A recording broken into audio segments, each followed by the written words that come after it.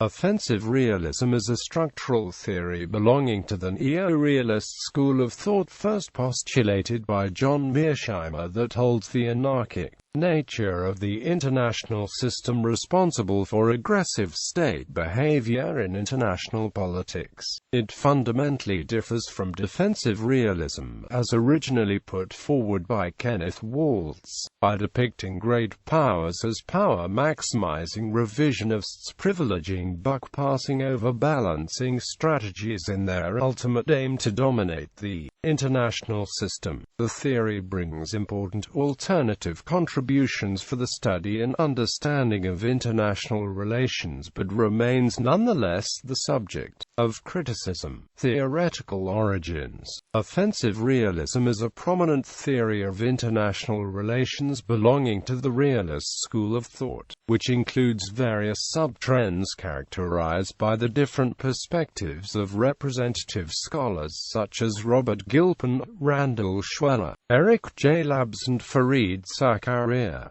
Yet, to date, the most important variant of offensive neo-realism is that of John J. Mearsheimer as fully developed in his book The Tragedy of Great Power Politics. While Mearsheimer's offensive neo-realism theory does reiterate and build on certain assumptions elaborated by classical realists, it departs completely from this branch by using positivism as a philosophy of science and by adding a system-centric approach to the study of state behavior in international politics based on the structure of the international system. Accordingly, his offensive neo-realism pertains to the sub-branch of neo-realism alongside other structural theories such as defensive realism. Main tenets. The theory is grounded on 5 central assumptions similar to the ones that lie at the core of Kenneth Waltz's defensive neo-realism. These are: great powers are the main actors in world politics and the international system is anarchical. All states possess some offensive military capability.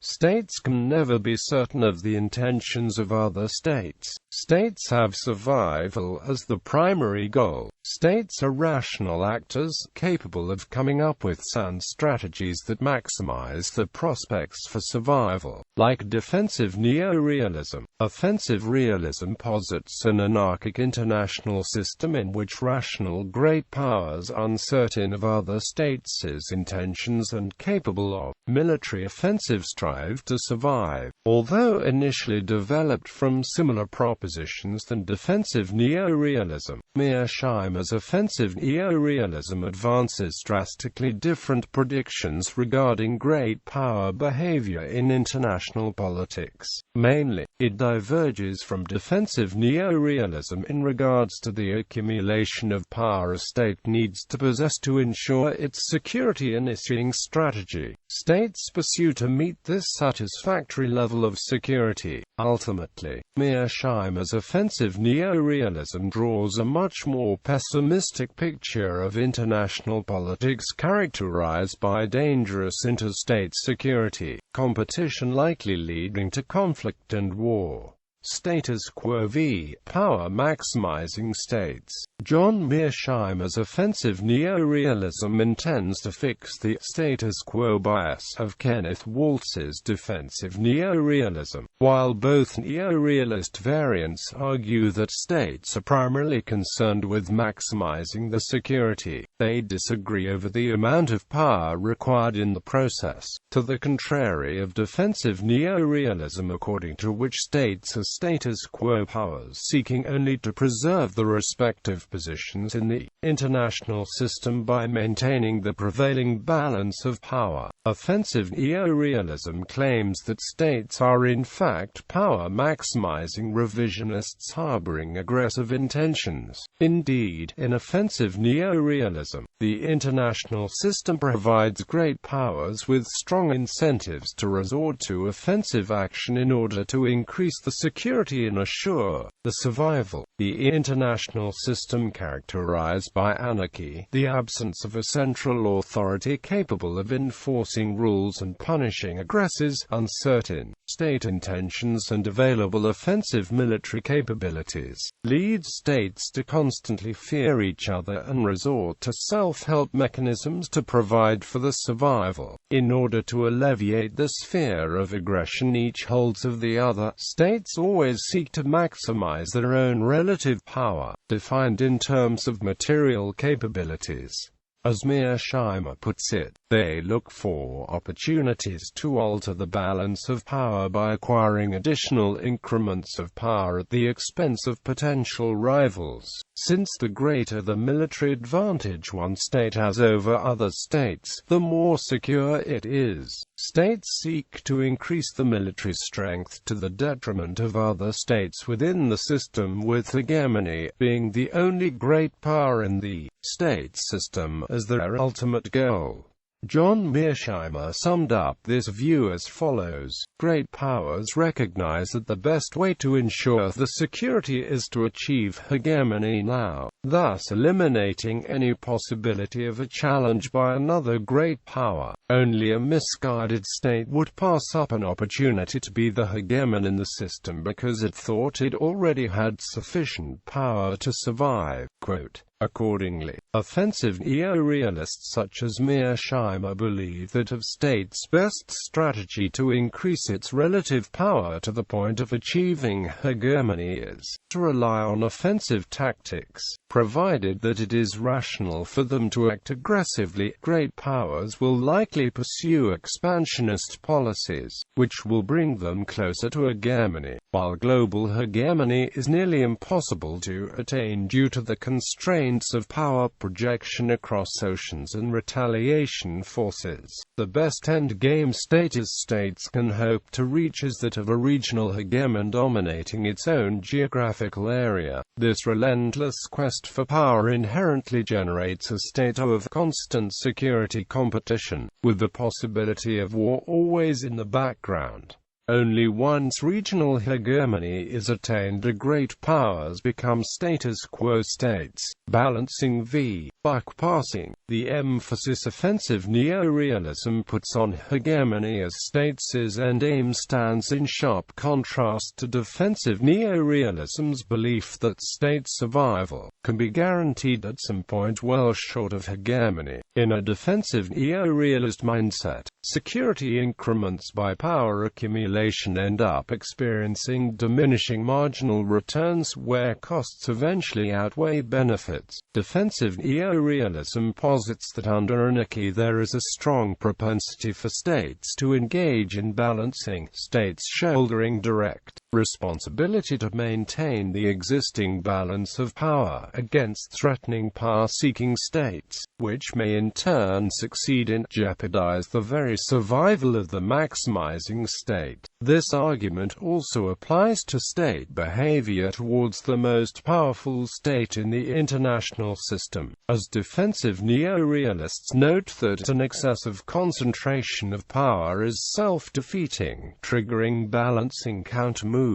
Mearsheimer challenges these claims by making the argument that it is rather difficult to estimate when states have reached a satisfactory amount of power short of hegemony and costly to rely extensively on balancing as an efficient power-checking method due to collective action issues. According to him, when a great power finds itself in a defensive posture trying to prevent rivals from gaining power at its expense, it can choose to engage in balancing or intervene by favoring buck passing, transferring the responsibility to act onto other states while remaining on the sidelines. In order to determine the circumstances in which great powers behave according to one or the other, Mearsheimer builds on Waltz's defensive neo-realism by including a second variable, geography, alongside the distribution of power. On one hand, the choice between balancing and buck passing depends on whether the anarchic international system is of a bipolar, balanced, or unbalanced multipolar architecture. On another hand, state geographic location in terms of border sharing and stopping power of water also influences great powers' strategy preference.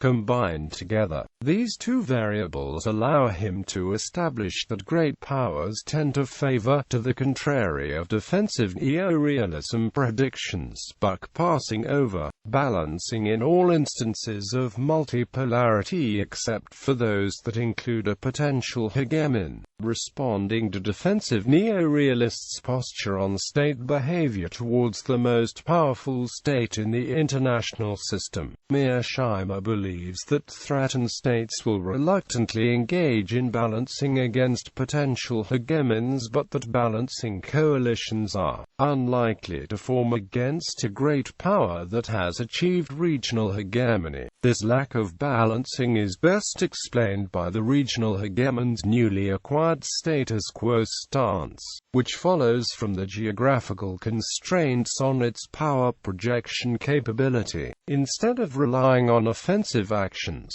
a regional hegemon finds itself in a defensive position, seeking to avert threats to its hegemonic status by preventing the rise of any peer competitors in other areas. As such, it will behave as an offshore balancer, passing the buck to local neighbors of the potential hegemon and engaging in balancing only as a last resort.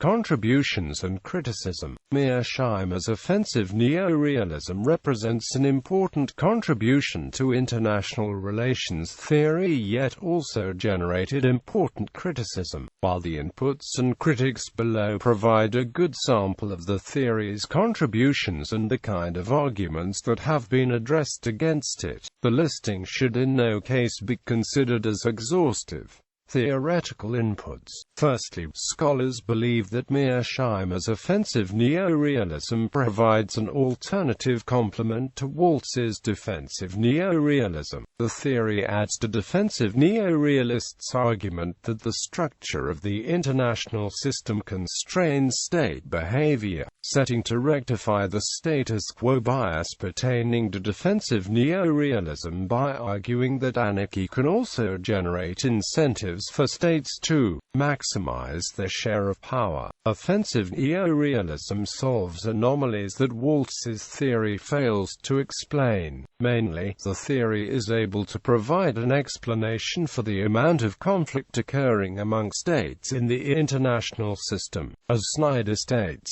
Mearsheimer's offensive neo-realism enlarges the scope of neo-realist theory by providing a theoretical rationale for the behavior of revisionist states. Moreover, this complementarity could signify theoretical interrelation with the two theories working in alternation to explain state behavior, thereby allowing for a more complete structural realist theory that can more accurately account for both defensive and offensive state behavior. Secondly, these scholars uphold the argument that Mearsheimer's offensive neo-realism significantly contributes to foreign policy theory and alliance theory. More specifically, Mearsheimer's theory goes a step further than structural defensive realism by successfully theorizing both international politics and foreign policy, contrary to Waltz's rejection of defensive neo-realism as a theory capable of explaining foreign policy on top of international politics.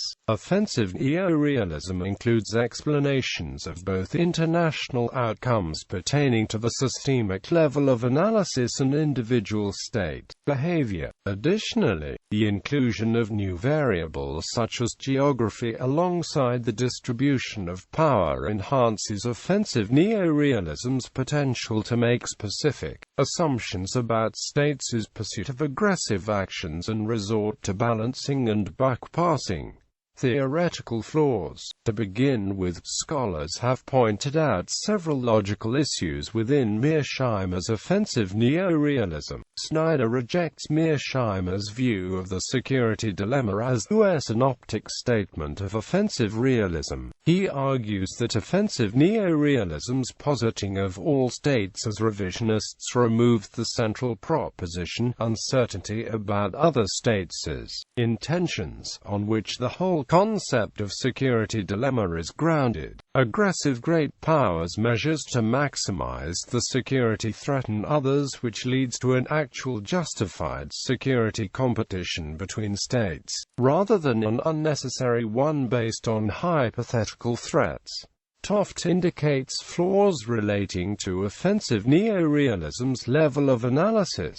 According to him, the inclusion of the non-structural geography variable to explain great power behavior shifts the theory's focal point of analysis from system-wide dynamics to regional ones, considering the theory's regional security analyses. He further argues that offensive neo-realism fails to clearly define what constitutes a region, with entities like Europe and Northeast Asia granted, leaving room for scholarly disapproval. Christopher Lane further highlights problems associated with the geographic variable. He criticizes Mearsheimer's reasoning according to which the stopping power of water prevents a great power from achieving global hegemony, as this constraint does not seem to apply to the case of an emerging rival's capacity to exercise influence beyond its own neighborhood. As Lane states, apparently water stops the United States from imposing its powers on others in distant regions,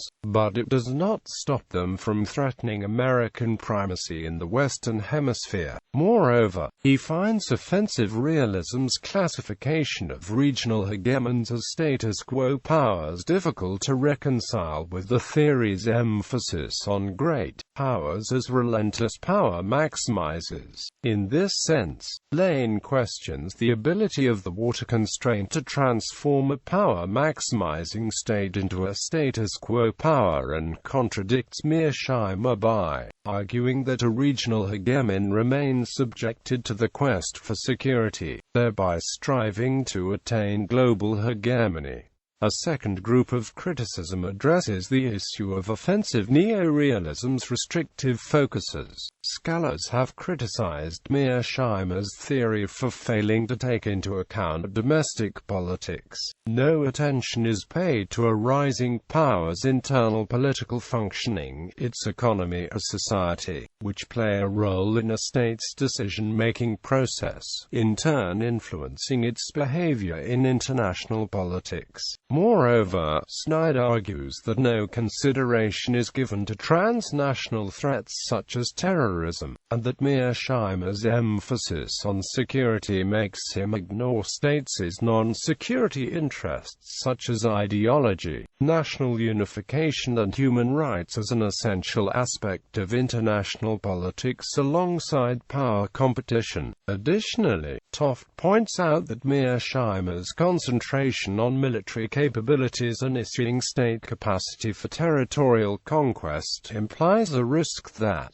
his analyses miss a host of other ways of gaining and exercising influence. Similarly, political scientists whose primary focus is bargaining models of international conflict note that offensive neo-realism ignores the fact that war is costly, since those costs in turn make war inefficient. States have incentive to construct bargain settlements. For instance, in a bipolar world with a 70% to 30% power breakdown, states would prefer an analogously proportioned breakdown in resources rather than having some of those resources destroyed over the course of fighting. Due to this inefficiency, war's inefficiency puzzle, the constant fighting Mearsheimer proposes would actually make states less secure because the repeated costs of fighting eventually deplete all of that state's power. Most importantly, scholars have questioned the theory's empirical empirical validity and predictionability, which in turn can negatively affect the validity of offensive neorealism's prescriptions for state behaviour in international politics.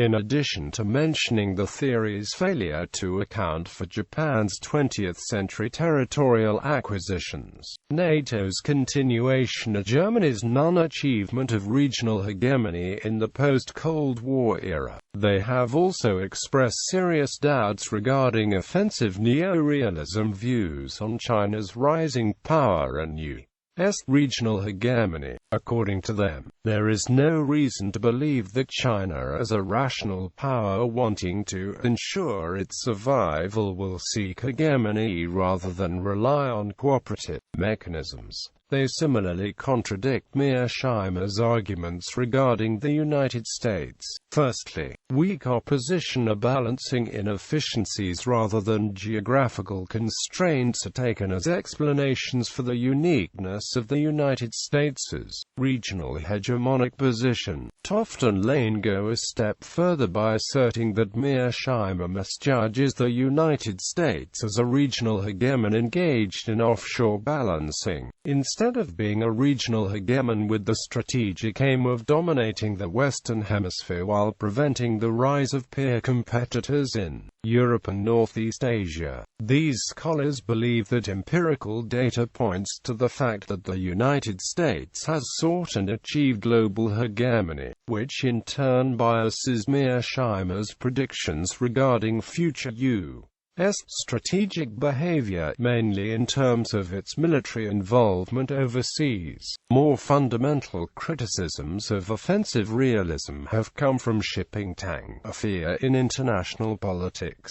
2 Positions. International Studies Review 10, 451-71, and IDEM, Social Evolution of International Politics. From Mearsheimer to Jervis, European Journal of International Relations 16, 1, 31-55. Tang's first article argues that Mearsheimer's logic is flawed because his 5 bedrock assumptions cannot lead to his conclusion. Tang's second article argues that because the international system has always been an evolutionary one, neither offensive realism nor defensive neorealism has a claim to be a theory for the whole of human history. The 2 realism are theories for different epochs of human history. In contrast to earlier critiques of offensive realism, Arash Haidarian Pashikan-Lu, Back to the Drawing Board, a critique of offensive realism, International Relations 27-2, 202-225 goes on a step further and evaluates the internal logic and explanatory power of offensive neorealism on its own terms.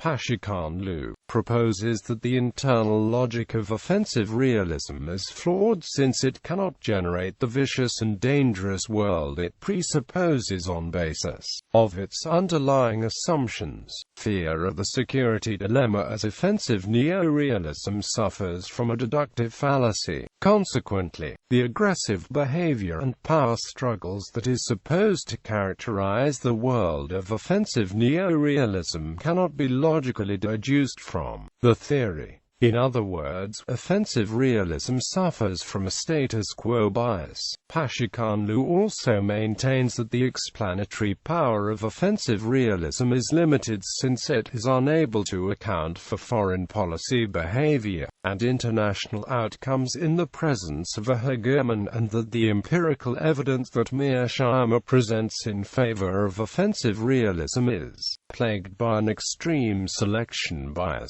impaired treatment of data and inconsistencies in the explanatory model.